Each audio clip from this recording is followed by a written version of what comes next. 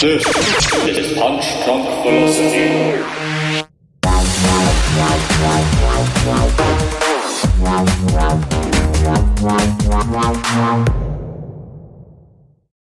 And what the fuck is up, everybody? Welcome to Punch Drunk Philosophy. We are back after a little bit of a hiatus. We're all in different living situations here. A lot of good things coming in Punch Drunk Philosophy right now. A lot of great things happening. Stay tuned, stay tuned. But we had to come on the air and discuss, well, the insane events that have happened around UFC 196. And, of course, this weekend's Fight Pass card, UFC Fight Night 84, I think it is. Silva versus Bisping. Anyways, first and foremost, I will introduce the wonderful people joining me on this podcast. I am Adam Real, your host.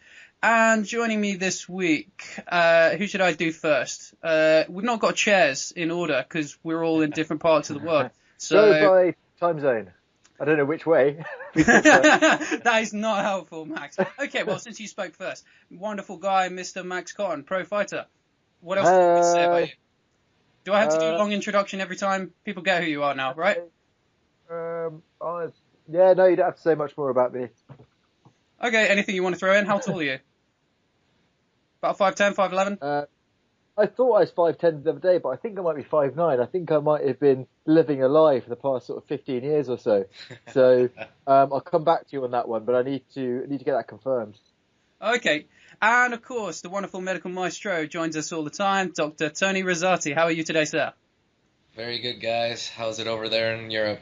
Yeah, it's all good, all good. 6'1.5" over here. How tall are you? Probably about 5'9", I think. As I'm getting older, it might be closer to 5'8.5", I believe. Okay.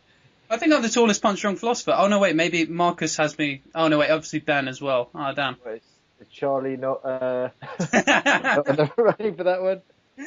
No, sorry, Charlie. Okay, so let's get into the change of main events at UFC 196. Nate Diaz is the opponent chose. Loads were in the running. Donald Cerrone was up. Jose Aldo couldn't take the fight. Frankie Edgar couldn't take the fight, and they chose Nate Diaz. So what do you guys make of the choice of Nick Diaz as replacement? I'll shoot this to Max first. Okay, very excited. I was a bit bemused at first. I mean, I don't think he's had enough relevant wins recently. He's had 2 wins in the last 44 months, I think I read, and Conor McGregor's had 9. So it doesn't make sense. I'm not going to pretend it makes sense. But at the end of the day, this showed Conor McGregor didn't pull out. He's still there. He should have his pick of who he wants to fight. If that's the fight he wants, it's an awesome fight. It's not an easy fight. But really, he's done everything right. He's not pulled out. I mean, he should be able to fight Misha Tate if he wants to. So, I dispute that claim. But my point is, he has been, he's still there. He should be able to pick. I don't think he should get heat. People saying, he's not fighting Cerrone. Cerrone's had a fight camp. I mean, true, but Cerrone just lost in a really decisive fashion to Dos Anjos. So, I mean, it doesn't make sense. What if Cerrone wins? What do? You do a fight that makes 0 sense, which is Cerrone versus Dos Anjos. So, I agree with the decision completely. Tony? I mean, everybody came out of the woodwork for this. For anybody I was reading Manny Gamburian even called him out, which would have been a disaster. Thank God they didn't do that. Based on the choices that were available, I like it. When I make my prediction, it's not going to seem like I like it because I still think it's going to be one-sided. It's going to be, put it this way, Dana and the UFC are smart. This is a good matchup. It's going to draw a lot of people. The casual fans are going to stay, obviously going to be there, and the diehard fans are going to love it too. I agree to an extent with Max about Conor. However, is Conor bigger than the UFC? And this is a very fine line that I believe they're towing right now. Conor has done everything he's asked. I agree with that. And he's basically put up, but I don't know. He keeps getting everything he wants. I personally, if I had to choose, I mean, Frankie Edgar would have been my choice. Obviously, Frankie Edgar's hurt, so that's understandable. The only other contender I could see that him fighting that I would have liked would have been Anthony Pettis. But honestly, out of the choices, I don't have a problem with it at all. I think it's going to be. I think the fireworks before the event are going to be amazing. So best shit talkers in the business. So absolutely, yeah, and that is what I think everyone's looking forward to. And even those two guys, they do it right up until they start throwing punches and during as well. So during absolutely. Well, that's the whole thing. They're going to be jawing right up until. So I mean, and pretty much across the cage as well. So it'll be interesting just to see the styles. But yeah, it should be fun anyway, leading up to it. Oh god, yeah, there's a press conference tomorrow, and just the psychological warfare of it is going to be so fucking fascinating. And look, this is the perfect fight for me. I mean, Cerrone obviously was very good. They had some shit talk before. It's an interesting stylistic matchup, but he just fought, and obviously his title contendership at lightweight is, it's not really desirable at the moment, considering he just lost. Pettis is a very interesting one. It would have been a very good stylistic fight, but in terms of media hype, Pettis is not really on it, and obviously Pettis is on the low, when Diaz's stock, coming off that win over Michael Johnson, is up. I mean, Diaz's stock is always up, but recently it's in a better position, I think, to warrant this kind of like big title fight. One quick question, was Alvarez ever in the mix? No, I don't think he ever spoke, but Alvarez has kind of gone on this phase of being a fairly safe fighter, I think. He's got the way he was talking after his last fight, he's very kind of career-oriented, so I don't think he would have sort of taken one of these risks. Yeah, I just think he's going to be noticeable by his absence in not throwing his hat in if he didn't. That's what I was saying. Dana did say, all these people say they want to fight Conor and that, but and I know he came out not that long ago just saying, I know the way to beat Conor McGregor. He said that, but to be fair, he did say as well, you need a full camp to beat him. He said Mendez's way didn't work because to employ that wrestling heavy style for 5 rounds, you need a full camp. So I guess that makes sense. Sorry to interrupt. Yeah, no, definitely. I mean, technically, this is a very fascinating matchup as well. I mean, it presents a whole different kind of style for him to fight. It's with the massive range disadvantage, with boxing heavy style, with the jiu-jitsu in there. I think this is going to be the first time, I don't know about his career, but certainly in the UFC, that he's had the range disadvantage. Oh, possibly Max Holloway. But yeah, this is a very kind of like prominent range disadvantage. I think it's 74 inches to 76, which doesn't sound like much, but when it comes to those kind of jab styles and like kind of strikers that rely on their kind of like jab cross, that's amazing. That's a big difference. You have guys that accurate who always just hit, so their punch lands right at the end of the punch. That is 2 inches is a lot of range. Big time. So how do you guys see the fight going down? Just we'll get into a proper breakdown next week, but just general impressions. We'll shoot this to Max first. Yeah, okay. I think the thing I find really interesting about it is you have the Diaz factor, and like I was likening to you, it reminds me a lot of the Daly Nick Diaz matchup. You've got a guy with explosive one-punch knockout power, who's very, very accurate and good at setting up his punches. So, I think it's a case of how Diaz reacts to getting hurt and how he copes with it. I think it's pretty much a foregone conclusion. He will get tagged in the first 2 rounds, and it's how he adjusts that and how the ref sees it. Again, back to the Nick Diaz and Paul Daly fight, the ref did a fantastic job after Paul dropped Nick.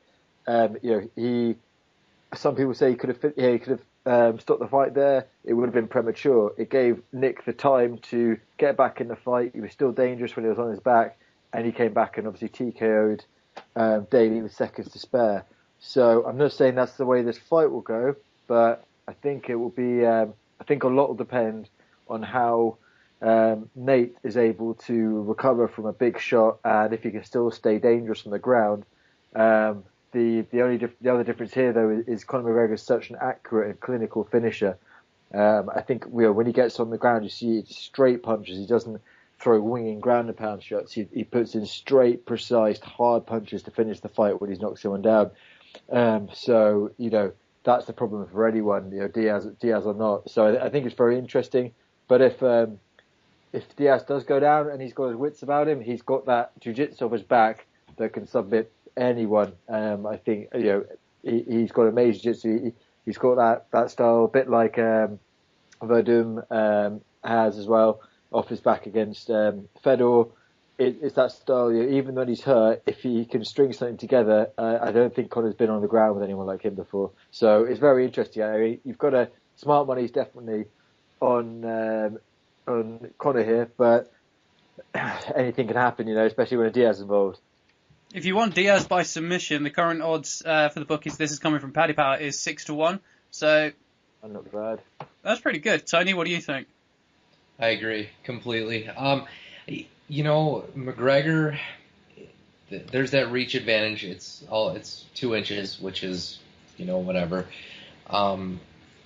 Diaz, to me, is very dangerous on the ground. The problem is I don't think he's going to have the opportunity. I think McGregor's going to do what he does, and I think Diaz is going to oblige, and they're going to get it. It could be a war. It could be a slugfest. Diaz needs to get him to the ground. That's his only chance. If I were to throw money on it, I'd throw that the 6-1. It's 8-1 on Sky Bet. I'm just looking at it. 8-1 on Sky Bet. 8-1. I mean, that's not a bad little play. You know what I mean? So for me, that's his only way. I think if he's going to win, it's going to be by submission. Conor's 2 losses are by submission. He hasn't been challenged yet, as far as anybody with that significant of ground game, in my opinion, and he hasn't been tested. However, we all know that McGregor's going to come out, and it is how he reacts. I think it's going to be McGregor's going to win via knockout. I don't know how long it's going to go. I'd say first round TKO, honestly. I want to see this go longer. I want to see it be more competitive, but I don't know if we're going to get that. Yeah, I agree completely there. I mean, I hope that we do get to see some ground game. I hope that we get to see how Conor McGregor responds to that kind of aggressive submission style, especially if Nate Diaz is able to take his back, if he's able to do the 2-on-1 defense and wrestle through adversity. He coped very well with Chad Mendes. When obviously the guillotine was not ideal, because there's not a very high rate of success with that kind of guillotine. But yeah, Nate Diaz, though, who's he submitted recent? He's not submitted at welterweight, because this bout has taken place at welterweight. Well, that's the other thing, he's too. He's not fighting a welterweight, though. Yeah, he did fight a welterweight. But I mean, he's not fighting a welterweight. A welterweight, though. Yeah. I agreed with that. I was about to go into that. But yeah, who's he submitted? That was Jim Miller, Takanori Gomi, I think. Yeah, Takanori Gomi with the armbar. But he's not got some... I don't know. I really don't see it happening, even though I will throw a tenner on. With Conor McGregor, I can't bet against him anymore. It's literally like every fighter I think very critically about. But Conor McGregor just has that kind of very supernatural mystique. I just can't doubt him anymore. I doubted him so much for Mendes, and doubted him a little less, but a little bit for Aldo. He's just proving everybody so wrong so much of the time. I don't want to be a blind fanboy, but I so am. I really, really am. So let's talk about let's assume, for the sake of argument, that Conor McGregor knocks out Nate Diaz in very convincing fashion in this. Do you think they wait for the Rafael Dos Anjos fight again, or do you think they go to Robbie Lawler straight away? Sorry, who do you want to go to first? Let's go to Max. You seem eager. Okay. Well, it's only because I read today from John Kavanagh posted something, and he said that they think it makes sense to do RDA to do that fight in the summer. He said, this is MMA, anything could happen, but he said that still seems like the fight to make. I think they're still focused on that. I don't think it makes sense to go after the 170-pound belt yet without taking the 155. Because I think when you start going up to 170, you're going to go through a change that's pretty much impossible to get down to 145 afterwards. And not only that, it's even riskier going after 170. I think he wants to become 2-weight first before challenging for 3rd weight. But that's my take on it. Yeah, it's possible. However, I don't know. With McGregor, he's saying a lot of things that don't make sense. So it's really, I'm trying to think logically about his career moves, but I just really can't, because he'll probably do ones that seem against his own interests but really are. So it is really hard to predict these things. I can see him sort of having the attitude of, oh, RDA lost his opportunity to fight me, sort of thing, and sort of just generally skip over and then go for the lightweight belt after. And Robbie Lawler is quite, I don't know, because he wants to catch the welterweight. Another thing, if he's going to go for the welterweight crown, I think Robbie Lawler is the most beneficial matchup for him. Let's say someone like Stephen Wonderboy is champ. It's very soon, which I think is going to happen. But one of the other welterweight contenders, like the others that are around there, if they take the belt from Robbie Lawler, then that's a much harder fight for Conor McGregor to capture that third title.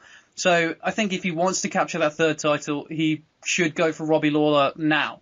So, because this is the best time to catch it. No disrespect to Robbie Lawler, but his chin's declined, and this is him at his most vulnerable. So I think tactically the best way to capture 3 belts would to be go for the welterweight crown whilst it's Robbie Lawler now, and then move down for RDA.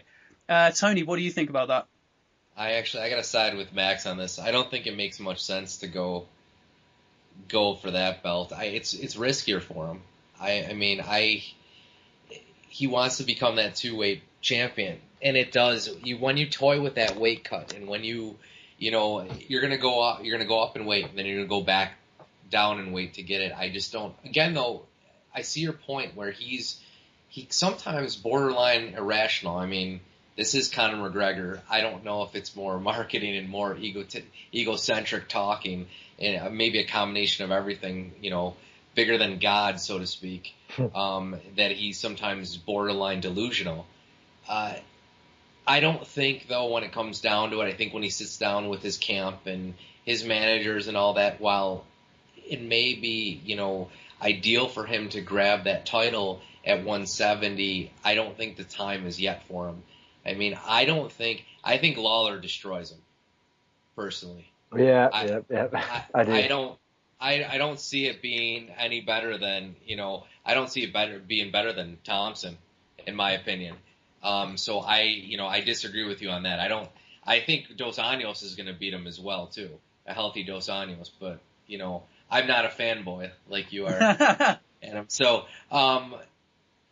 I don't see it happening that way. If he beats him, I think it's going to depend also on the injury. I mean, we don't know. We don't know what's going to happen. McGregor wants to fight all the time. You know damn well they're going to be clamoring for him to be at UFC 200 now. It sets up perfectly for it. That card's going to be stacked. So it may come to Lawler versus McGregor based on what happens with Dos Anjos. I think if Dos Anjos is healthy, ready to go, and everything's a get-go, that's the first choice. And I think the backup plan may be somebody like Lawler and McGregor. That's going to piss off a ton of other people, but McGregor's pissed off everybody anyway, and he doesn't care. and neither does Dana. Dana is about this marketing and the money, and he knows it's going to draw more fans in there than, Lawler versus whomever, emerges from this wreckage in that division as well. So. Hey, I'm not a fanboy. I'm just someone who has seen the light. A former doubter who has been proven wrong multiple times. So now I've converted. Welcome to the McGregor era. Yeah, no, not for me. But don't you agree, though, that Lawler, in terms of like the other perennial welterweight contenders, Lawler is probably the best stylistic matchup for Conor McGregor? So if he is going to go for the welterweight title, Lawler's his best bet? I don't Than know. someone who beats Lawler? I don't know. I don't see it. Do you mean because he takes the most third most significant strikes in the UFC? Yeah, he takes a lot of significant strikes, and his chin's sort of like, his chin's good, but it's obviously on the decline. And his fights against Condit and Hendricks were split decisions, so they could have gone either way. So, I hate disrespecting Robbie Lawler because he's fucking awesome, but he's had a fairly lucky title reign. He can take hits, he can get hits, and I think a welterweight Conor McGregor, that kind of built up will be carrying a ton of power. So I think could probably knock out Robbie Lawler, or at least has the best chance of knocking out Robbie Lawler when compared to someone who's more evasive and he lengthy. doesn't need any more power. I mean, your chin doesn't get better the bigger you get. He's got enough power at the moment. If anything, you don't want him to slow down. I just think he's just, I don't know, size-wise, any sort of grappling and clinching. I know that Robbie Lawler's game isn't really focused around that. It's going to be difficult on someone anyone who can make 45. Yeah, I don't doubt that. I'm just saying that's the best. Lawler is his best shot if he is going to go for welterweight. I'm not entirely convinced that he can beat Lawler, but it's just that's who I think is the best shot. If he's going to go for welterweight, it should be now. Anyways, let's move on. This weekend, we have an absolute treat of a main event. Broadcasting on Fight Pass, which has pissed off a lot of Americans. I mean, God, you guys hate Fight Pass over there, huh? I'm fine with it. I don't know. I mean, what is actually? I don't even know. Why are we pissed off about it? This is how sheltered I am about this. I don't know. I've just seen a lot of Americans being really, really pissed off that this is on Fight Pass. You have to understand, our country, sometimes, we have a lot of people that get pissed off about, why are they pissed because they have to pay for a subscription? Or it's not on TV? Or why are we pissed?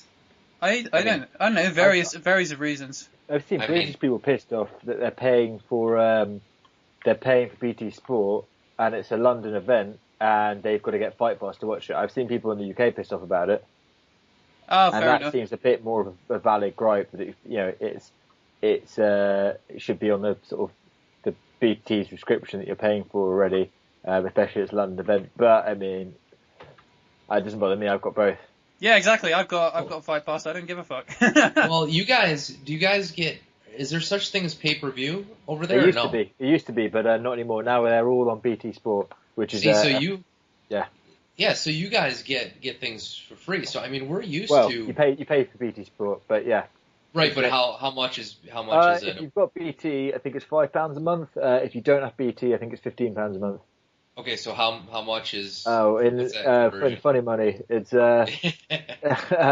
it's about like 1.5 times that, I think, maybe a bit more. Like okay, yeah. So you're getting in America, for something like UFC 196, the pay-per-view is going to be about $60. Yeah, true. Ouch. So that's the thing, and a lot of people, over here, you either stream it illegally and actually or on these sites that have Sky Sports and all whatever else you guys got out there, or a lot of people they go to a bar, and a lot of them you don't pay a cover charge or anything. You go in and you got to get there early, and there's more places I found around in my area anyway that they have your bars where they get the fights and they have them on all the flat screens, and it's a sports bar, and you sit there and you end up spending more money than you would in a pay-per-view because you're drinking and you're eating, instead of sitting at home. But it amazes me. Like, the Fight Pass is the greatest deal. It's $10, so I don't know why. I mean, Silva versus, if you told me a couple years ago Silva versus Bisping was going to be the main event and on a Fight Pass, I'd be like, are you kidding me? Like, these are guys that have headlined multiple pay-per-views, and these are premier. I mean, you have one of the greatest pound-for-pound fighters ever, and then you have the perennial gatekeeper in Michael Bisping, who's very recognizable. I love both these guys. I've met them both. Personally, I think they're great. I love watching them both fight. I'm going to have a hard time watching it to have a favorite because I enjoy both of them. But it's a treat $10. The UFC is actually banking on this weekend for it to be the one. The CEO of the Fight Pass was on with Ariel on his show the other day, and he said we're expecting quite an exponential gain in subscribers this weekend for the fight. So, we'll see. It is okay. Let's get into the fight, and the most commonly talked about narrative here is the fact, obviously, Anderson Silva is coming off a big PED layoff, and Michael Bisping, for most of his career, was trying to get to the point where he could fight Anderson Silva and was knocked down by guys who were later found to be using PEDs, with the exception of Luke Rockhold. So what do you guys think in terms of like the redemptive qualities of this fight, almost, with Michael Bisping fighting the now shamed PED user? I don't know, that's not kind of unfair. Actually, okay, rephrase. No, it's not fair. It's not fair at all. That's coming from a massive Silva fan, I think it's... I'm wondering about being too harsh to it. Okay, fair enough. Well, it's just like, what do you think of like the kind of redemptive qualities of this fight for Michael Bisping because of Anderson Silva's like now PED use? And what do you think of this in terms of Anderson Silva's legacy? Because he could very much, well, if he loses this fight, and he loses this fight in very bad fashion, he could very well be regarded as the Lance Armstrong of MMA. Okay, let's shoot this to Max first. I don't know, I wasn't expecting you to go first there. Okay. Yeah, I mean, you've got to... I am a huge Anderson Silva fan. I was heartbroken when I found out he was getting rumble of PEDs, and more so how we sort of tried to worm his way out of it and trying to say it was Thai medicine and he needed... that was fucking embarrassing. Yeah, and he couldn't get a boner and stuff like this, and I was just like, oh, my idol, like, what are you doing? Like, and so, you know, but I 100% believe that if you do the crime, you should be, you deserve everything you get, really. There's no excuse for it. There is absolutely none, and you should get caught, and it should leave a question mark in your career. Personally, I like to believe he wasn't using his whole career, and you know, he's been tested loads and loads leading up to this. So yeah, I think it does have a redemptive quality. Bisping's Bisping is definitely no slouch. He has got a good chin. He's got a very good chin, and he's a very good striker. So I'd like to see a vintage Silva performance here. That being said, the time when he was on PEDs, found to be against Nate Diaz, he didn't look like his old self either. So it's a real tough one. I would like to see him come out, deliver a highlight reel knockout, and then call it a day. I know he's not going to, but I would like him to redeem himself clean, knowing to be clean against a guy who's been in the top 10 forever, and then bow out gracefully. Tony? I mean, that would be ideal. I'm a fan of both, so I would love to see a war between the two of them. The redemption story is huge for both of these. It's almost, on one side you have Bisping, who's never fought for the belt. He's always been, he could take care of business below the division, the lower half to the middle half, but once he gets these contenders, forget about it. He doesn't. So for him, it's maybe one last shot here. He beats Silva, then maybe he gets another fight or so, and now maybe you're talking about him possibly before his career's over getting a title. On the other hand, you have Silva. Again, greatest pound-for-pound fighter, one of all time. Then the whole Weidman incident happened. He got slammed for the first one for his clowning and his being, very cocky about it. And then the whole, the second one, the leg kick that broke his leg. And then next thing you know, you hear about the steroids, and he was also tested positive for a couple anti-anxiety medications. And then this whole performance-enhancing drug. I'm sorry, but you're a professional athlete. I'm tired, and I'm going to go a little rant here real quick on this, especially since I am in the profession about medications. Unfortunately, there are a lot of people, and this is in every sport, that it comes out, it's becoming an epidemic where they're coming out saying, I didn't know, it was a tainted supplement, all this stuff, it must have been a mistake. Does anybody really ever own up to it anymore and take their own responsibility? Not very many. I would much rather say, listen, it helped me, I was training and I wanted to get back to 100%, so I took this. The excuse that they don't know what the hell's in it is bullshit.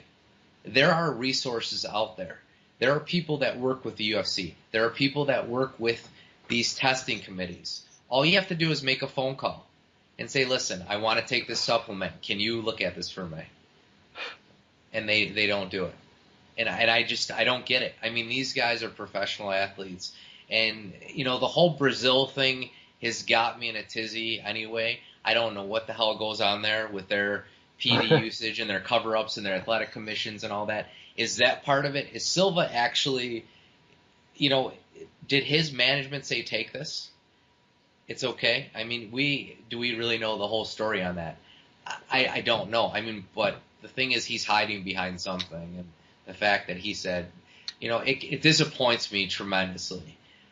He has a lot to prove. He needs to go out there. He needs to make a statement. He wants another shot at Weidman, or I mean, if Weidman's not, still don't think he's gonna get that belt back, but that's a whole other story for another day. So I think I see Silva winning. I see him winning. I actually think he will stop Bisping in the third round. Ideally, I would love it to be a slugfest. These two guys laying it all out there, and just giving it their all. I'm a fan of both of theirs, and there could be such a thing as we've seen it before with fights of the night where the fighters have come out and it's actually helped both their careers. So here's hoping for a good fight, not a one-sided affair, not a joke, not a failed steroid test or PED test, and the redemption is back on for them. Because make no mistake about it, both these fighters have had pretty solid careers. Bisping is a very good fighter, and Silva is a very elite fighter. I still believe that. I don't think his legacy is tarnished by any means. He still has an impressive career.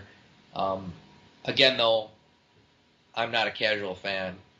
I've watched him fight, and just because he's going through this now, he's not a Chael Sonnen. Like a Chael Sonnen, I would say, okay, his career, well, he never was elite to begin with. I mean, I guess you're elite if you get in the UFC, but not the best of the best. And for him to get caught cheating is a different story. So there's my little diatribe that I went on, and so I see it, Silva. The whole appearance in front of the Nevada State Athletic Commission, the whole kind of excuse making, and he said recently, "Oh, I've never used PEDs in my career," and it's like, you tested positive for them.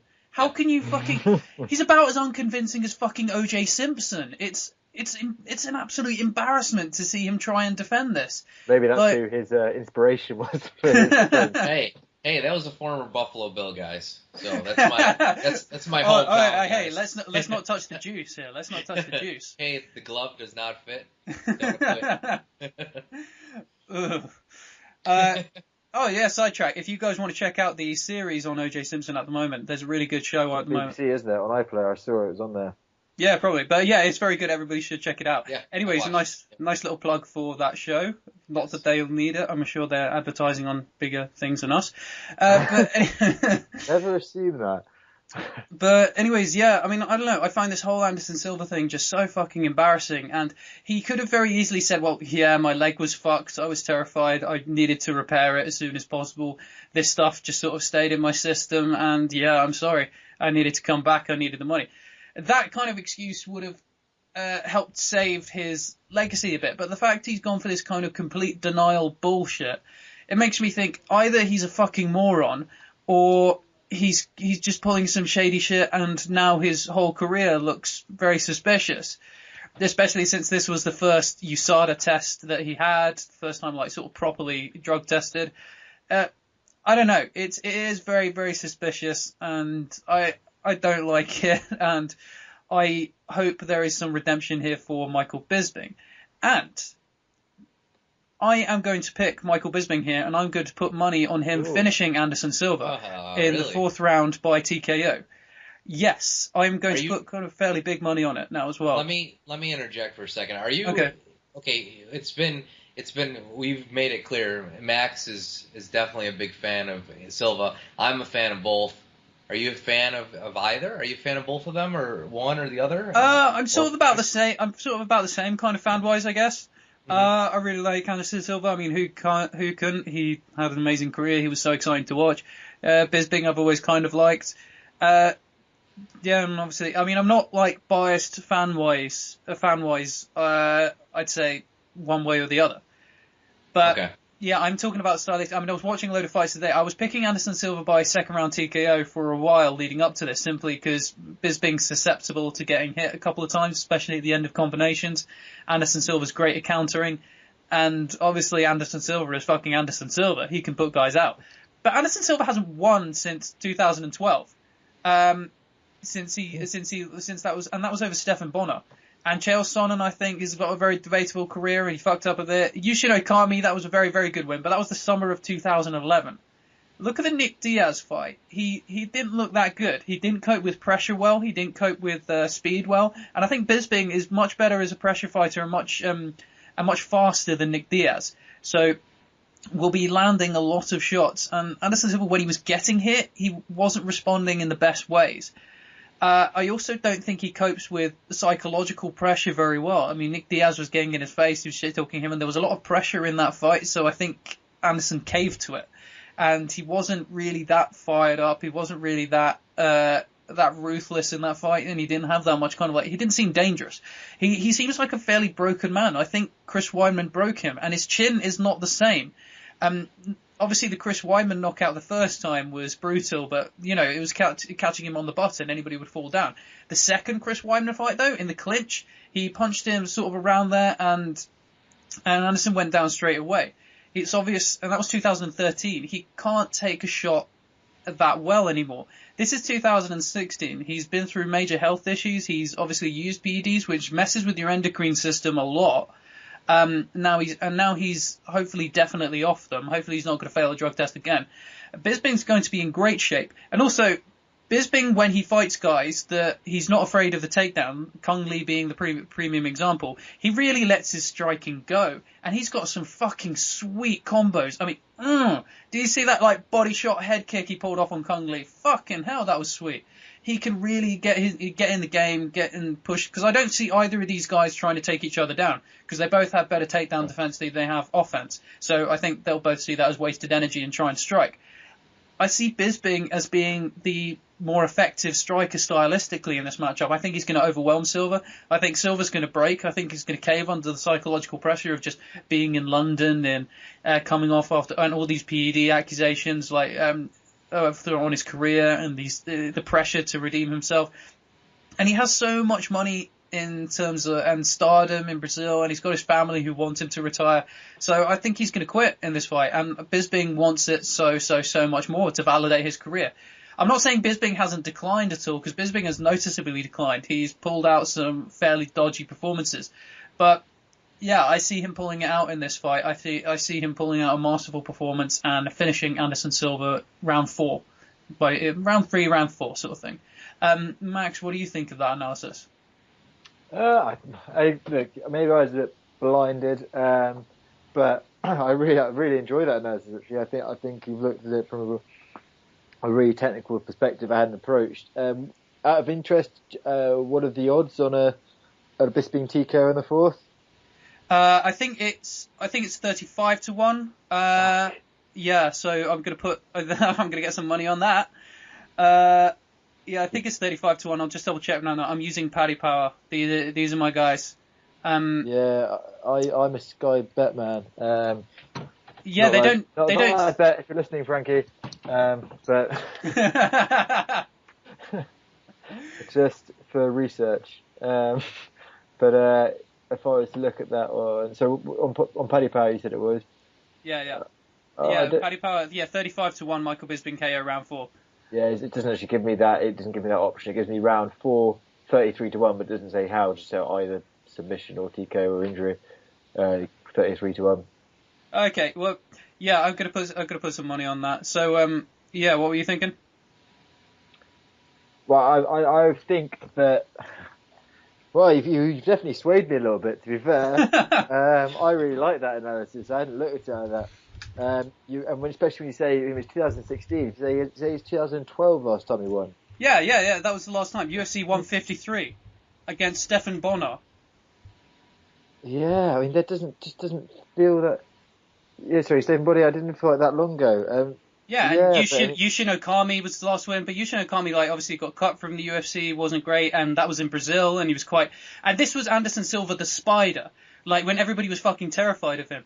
Like Yushin Okami stood in front of him like he was mesmerized like a cobra, like with a snake charm, and that was all those guys. He's not got that sway anymore. He's not got that supernatural charm anymore. Yeah, okay. I mean, I buy what you're saying a bit, but I still see.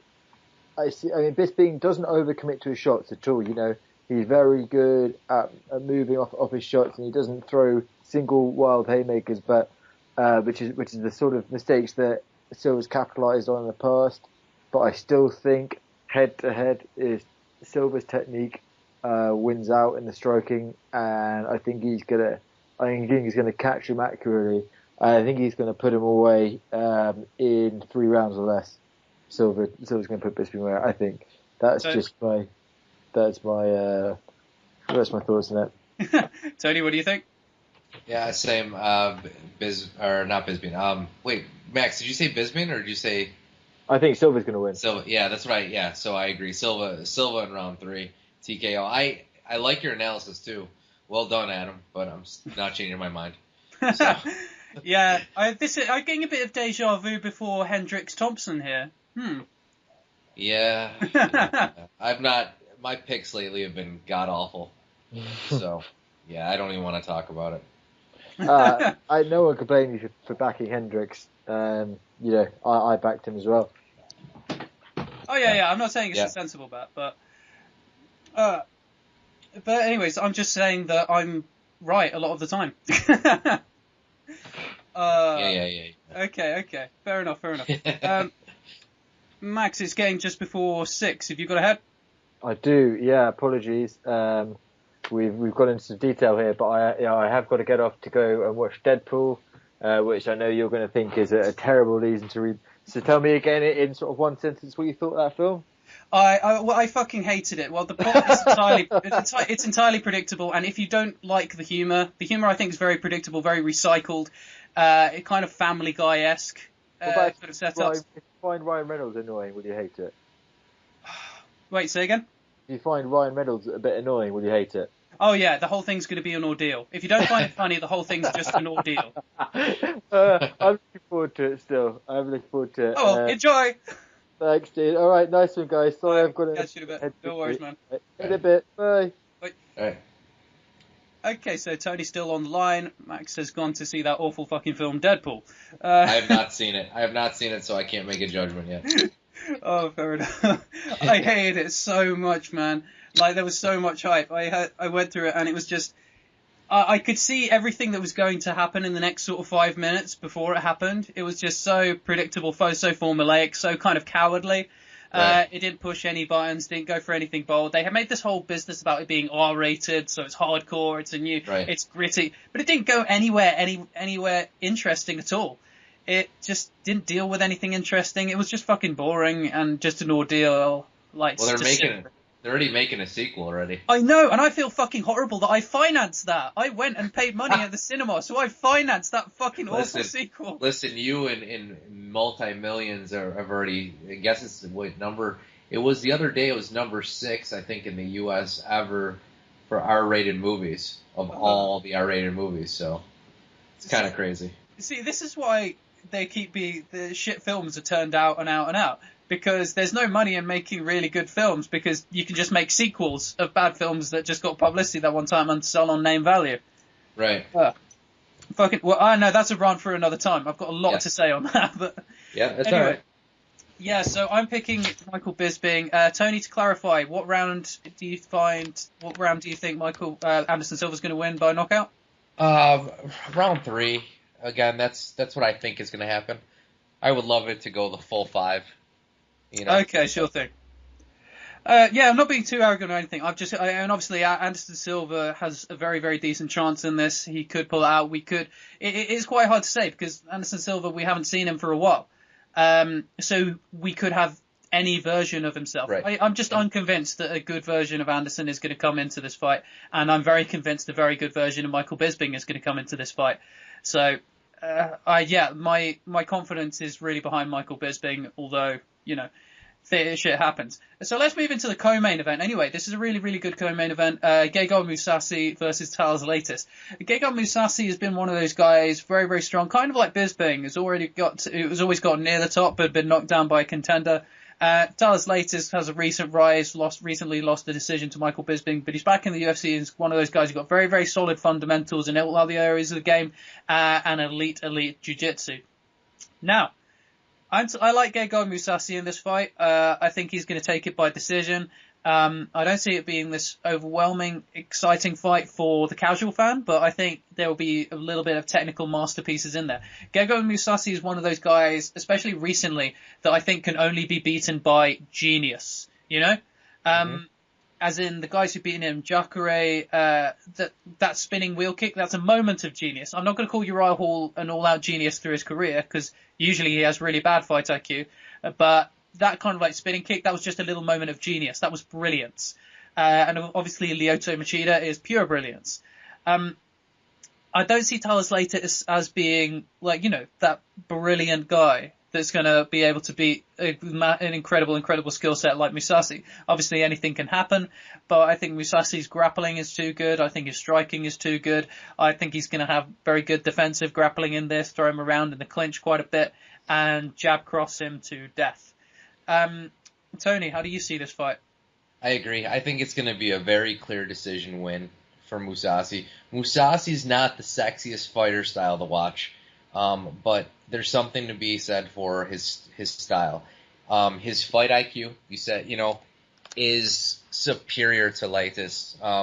And just based on experience alone, I mean, he's been in just about every major organization, from, you know, Pride to Dream to Strikeforce and to UFC, and he's fought a who's who. I mean, you know, not always winning. I mean, you know, he's fought Mark Hunt back in the day. He took a victory against Ovin St. Preux before, you know, Hendo passed his prime. You know, he, like you said, alluded to earlier, he lost to Jacare, and it seems like he's one of those middle top tier guys in the division. Like you said, like Bisping, not exciting, and the casual fans probably gonna be turned off. I hope, you know, I hope that's not the case, because they should appreciate the whole art of everything. And it's interesting to note though that 31 of his wins have come by submission though, which I didn't even know, or by TKO and submission. I'm sorry. So, I mean, he's finished 31 of his fights, which, I don't know. I was always under the impression that Mousasi won by decision for some reason. I think maybe it's his style. Well, it's sort of like recent fights that are kind of high profile have been that way. Right. And he often doesn't appear to be dangerous. I mean, you look at him. I mean, he's a harmless guy. Look at him. He's so adorable, isn't he? He's so fucking lovable. Like, he's the kind of guy that, like, if your daughter brought home, you would be very happy about, you know? Like, he's the exact kind of guy you would want marrying your daughter. He's just so fucking lovely, you know? I don't know why. It's just like, please marry my daughter, Gegard Mousasi. Yeah, I mean, like I said, he's a veteran, you know? He's been in the cage with just about everybody. So yeah, I don't see Leites doing much at all. So, yeah, decision, unanimous.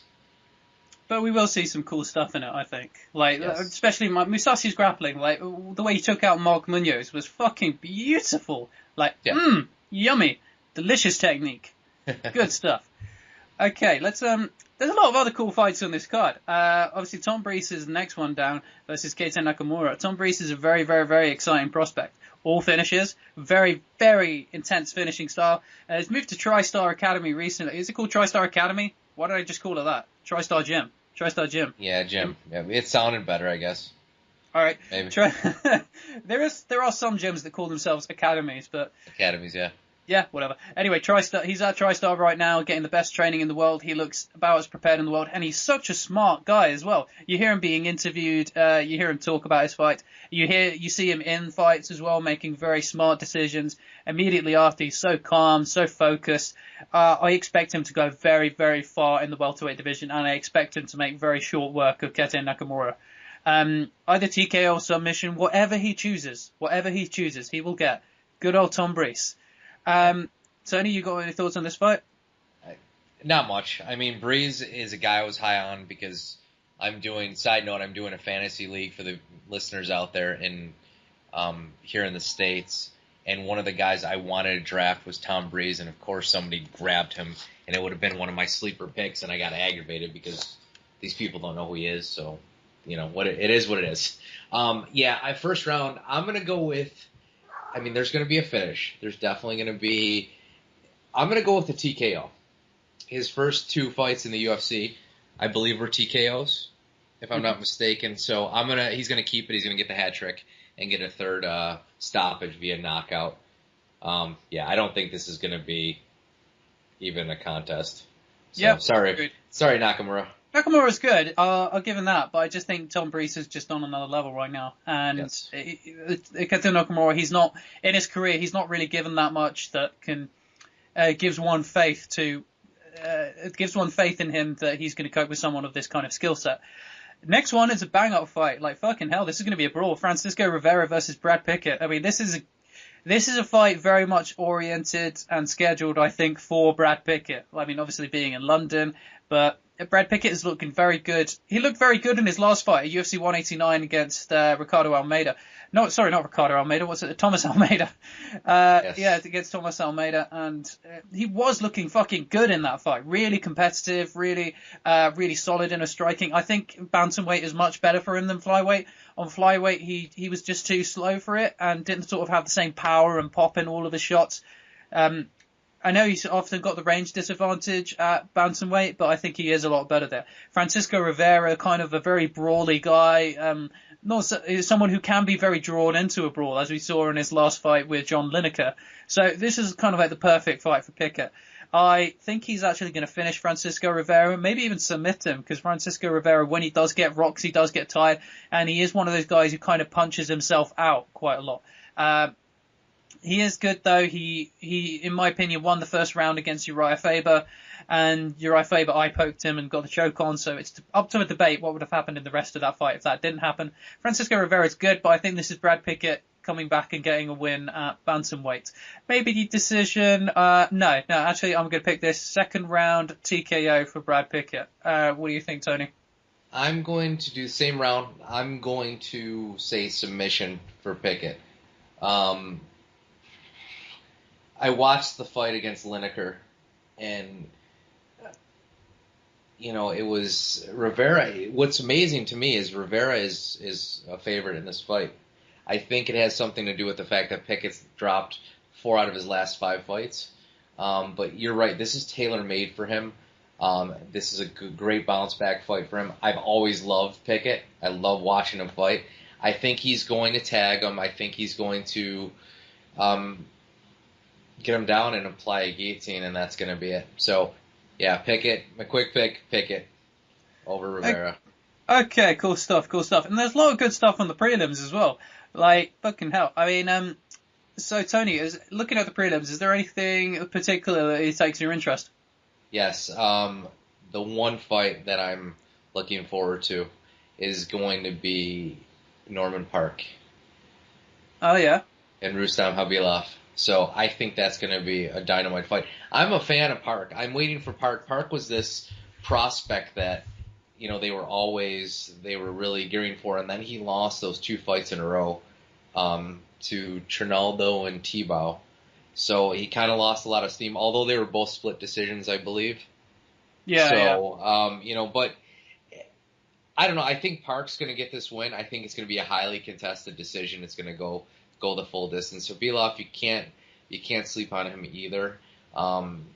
Very impressive. But I'm looking forward to seeing how both of these guys, because these are both guys that are kind of on the cusp. They've been talked about, are they going to break through or anything? They both had some stumbling blocks. I know Khabilov lost to Bendo, was it last year or the year before? Yeah, it's 2014. And then, so he hasn't been, he's fought once this year, but before that, last 2 years he's only fought twice. So it seems like he lost some steam there after he went. He went on a good run there to start his, UFC career, and then he lost his last 2 fights. So we'll see. I think Park has more of the skill set though to take that one. Yeah, I'm not quite ssure how to edge on that one. I mean, Rustam Habilov, it's quite weird. He was headlining a main event not that long ago. Headlining a main event? Of course you're headlining in a main event. But yeah, I mean, he was headlining not that long ago against Benson Henderson, and there's no shame in that. And then he lost to Adriano Martins not that long ago, and Adriano Martins is someone who's very, very underrated, a really, really skilled fighter. He is like Greg Jackson's, Habilov, so we can't count him out. He started the UFC with a lot of steam, with the massive KO suplex of Vince Pichel, I think it was, one of the old tough guys. But yeah, he started off with a lot of steam, pretty much the same as Norman Park, and they've both declined recently. So this is very interesting in terms of the redemptive qualities in this fight and getting back on some kind of steam. Hopefully you would see one of these guys come out with a dominant win, so we've got a contender back. Because if they want any kind of relevance in terms of the top of the division, that's what we're going to need to see from them. So I think this is very, very good matchmaking from the UFC here, and I agree with you on your excitement for this fight. It's quite weird that it's placed so far down the card, and kind of really echoes the fact that both fighters have sort of declined in their stardom. The fight that is really interesting me, well, more so the fighter, Makwan Amirkhani. Makwan Amirkhani, remember the name. This guy is fucking sick. Oh my god. His UFC career has been so skilled. This guy is fucking talent, and I think he's premium star material as well. Like, see the way the guy carries himself. Yeah, I think this guy's going to be big in the UFC featherweight division. Mike Wilkinson I really like. I mean, he pulled off an awesome upset in his last fight in Sweden. And he's a very good, well-rounded fighter. I think Makwan Amirkhani is just... You know, when you sort of see one of those guys and you think they've just got that, like, extra shit, you know? Yeah. And, yeah, I think he's got what it takes to be very fast. So I'm very, very excited to see how he progresses in this fight. I mean, there's some really good ones on here as well, like Marlon Vera is, I think, yeah, he's from Tough Latin America that I used to watch, and he's on there. Omi Alanchik, I think that's how you pronounce it. In the heavyweight division is always a bit of fun. Yatsen Mays is on there. Christoph Yotko. Brad Scott is an interesting prospect rising. David Grant, Scott Asker. Yeah, basically there's a lot of cool fights on these guys. Tune in and watch it. I mean, I know it's going to be kind of early for you lot. Yeah. But it's going to be like, you know, not having to stay up till 6 in the morning for us. So it's pretty fucking sweet. Okay. Yeah, I can't think of anything much else to add on to the end of this podcast. Can you, Tony? I mean, there's a couple. It's been a crazy week in MMA, and I don't know if we want to go over any of the news things. I know we were going to have like a news segment and all that, but when we start getting this underway, one of the things, you know, I just want to preface this. One of the things that I do in my career outside of this is being a doctor of pharmacy, and I've had some background, and what I want to do is educate kind of the public about some of the real issues that go on, and unfortunately we had one of those at Bellator with Dada 5000 almost actually losing his life this weekend.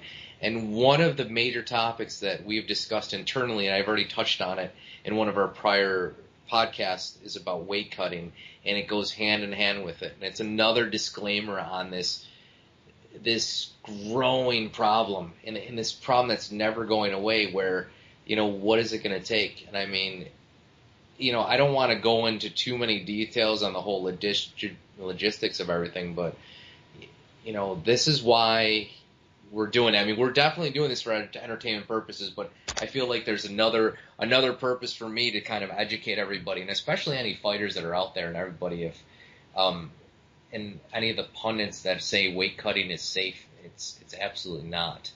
And I mean, people have to realize that it's not just about, you know, when you fuck with your body, things are going to happen. So thank God, you know, he is doing well and everything. I mean, after that travesty of an event, I'm sure everybody tuned into that based on the viewers, but unbelievable. I don't know, Adam, like how much publicity you got out there with you guys. MMA is an online sport, so we got as much publicity on the internet as you do. But right. So who fucked up in this? Like, I mean, there should be some serious fallout. A professional athlete should not be like this after their contest. Dada 5000 should not have got anywhere near that cage. So, who do you think fucked up in this? Was it Bellator? Was it the Athletic Commission? Because they do have pre-fight medicals, which he should have failed. He should have failed the fuck out of that pre-fight medical. If not, then what the fuck is a pre-fight medical worth? I don't know. They I was reading a little bit today about the Texas Athletic Commission, and they're going to do an investigation. But according to them, the pre-fight, the doctors, screened him, and he had no signs of any kind of, hypertension or anything like that. The one thing that did bother me, and I don't know if I just read this really quick. If this happened, then shame on the Athletic Commission's doctors. They said they tested for dehydration by looking at the physical appearance. Yes, that is a way to do it. That is a way to do it. There's actually a sign where you grab the fingers. If you're ever dehydrated and you pinch your fingers and it stays. I don't know if you know what I'm talking about. And the skin right there. If it stays up, it means you're dehydrated. But there is a specific test. Did they administer it? They didn't come out and say they administered a urine test that said, because they test for what's something called specific gravity, and that shows the electrolytes in your system, if you're high or low in anything, if there's more, Now, if that didn't happen, shame on them. Because he was dehydrated. I mean, that's not even, so for the fact that they cleared him, sure, his blood pressure could have been fine at the time, but, he definitely was dehydrated. That's why he had potassium. I mean, if those that haven't followed it, he suffered from something called hypokalemia, which is lack of potassium in the blood. Potassium plays a vital part in your heart and your blood pressure.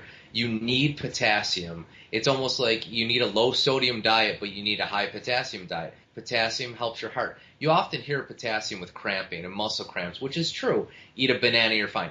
That's the first stages of dehydration, because potassium, it's the warning sign for the body. Potassium is very important. When you have either too high of potassium or too low, it messes your heart up. It gives in something called an arrhythmia, which is an irregular heartbeat. And that's what happened. He suffered cardiac arrest because his potassium levels were so low. And why is that? Because he was weight cutting. He wasn't putting anything in his body. You hear a lot of people, and actually there have been documented deaths of people from drinking water.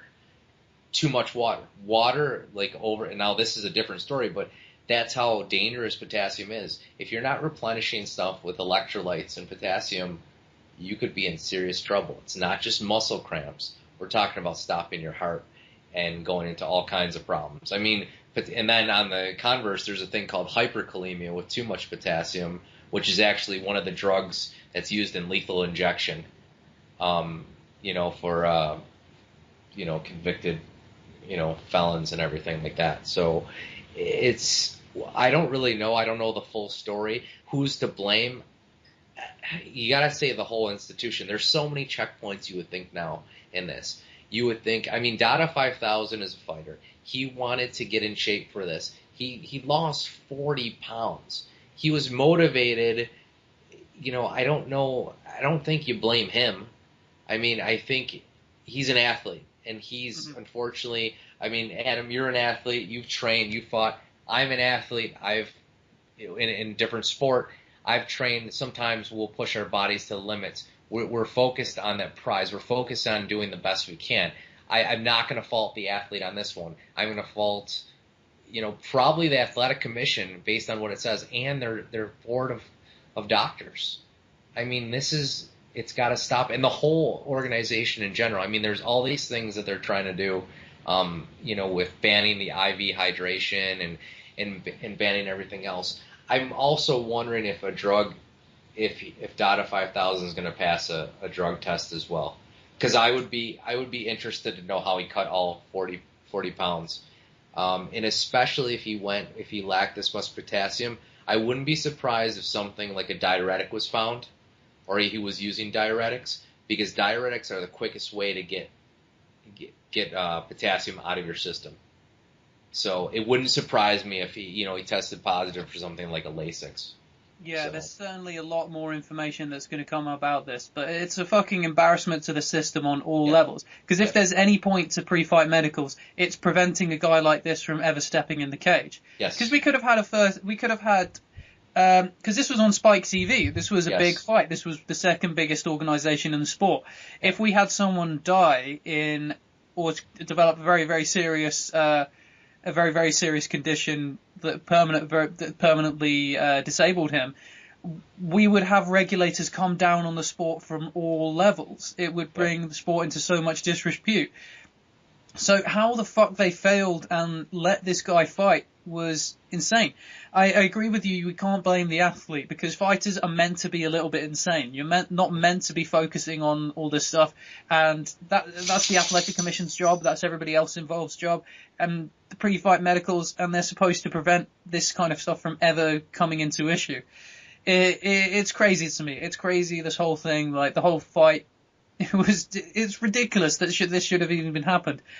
If Bellator have been shown to influence this in either way, as in like manipulating the athletic commission I don't know if this could happen, but if it's shown that they have manipulated the athletic commission in any way or push things in order to get him into the ring despite his medical conditions, then I think they should have their promoter's license revoked. I think it's that serious.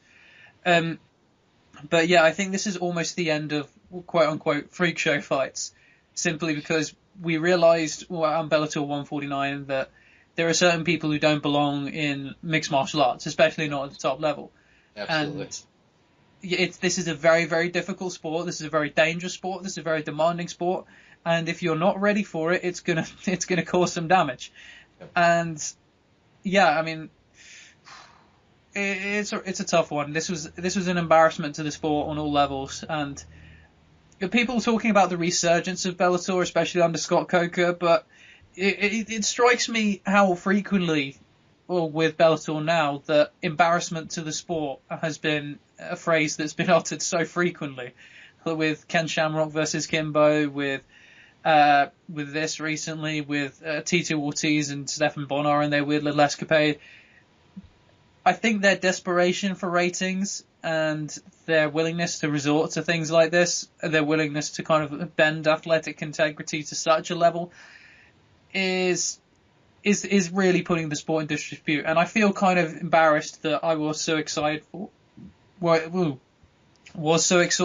excited for this fight prior to it, and sort of didn't buy into like the snobbishness of MMA fans, but it kind of proved them right, you know. The whole result of this fight, the whole result of the Gracie Shamrock fight, which was just really fucking appalling officiating, to be honest. But yeah, it was just bad. Like, Bellator just leaves you with a bad taste in your mouth all the time. Like, you can't put non-elite guys in and present them on an elite platform. You just can't, and you have to have all these considerations in place. You have to have the safety